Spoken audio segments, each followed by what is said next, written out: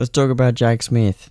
First of all, that man can grow hair like a gorilla. Second of all, he's constantly last. There's no denial.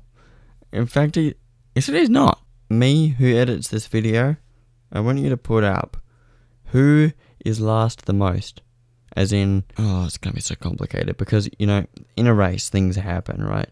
There'll be technical issues, there'll be a guy banging into another guy, and then he gets steering damage, and then he's in the pits for 2 laps, and he's back out, and then he's just down the back for the rest of the race. There's a lot of that.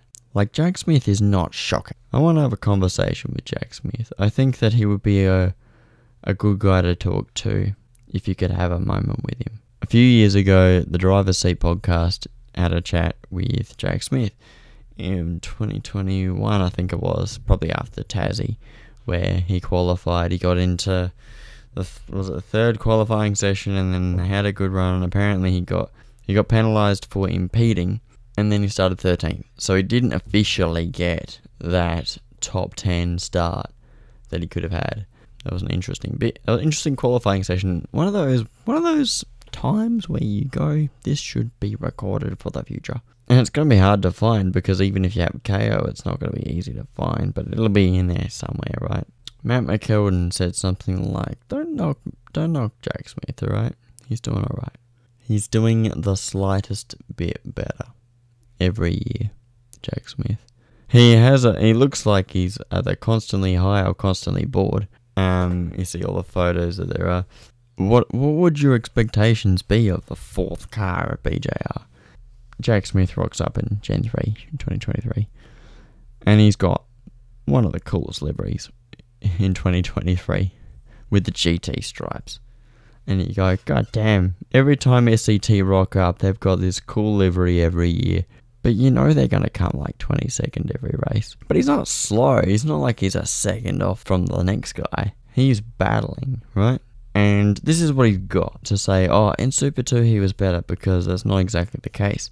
In Super 2, when Jack Smith was in it, there weren't 20 full-time guys, right? There were, let's say, 12 or 15 serious seats where these guys are actually doing a good job, right? And remember the black and grey car with the red SCT logo?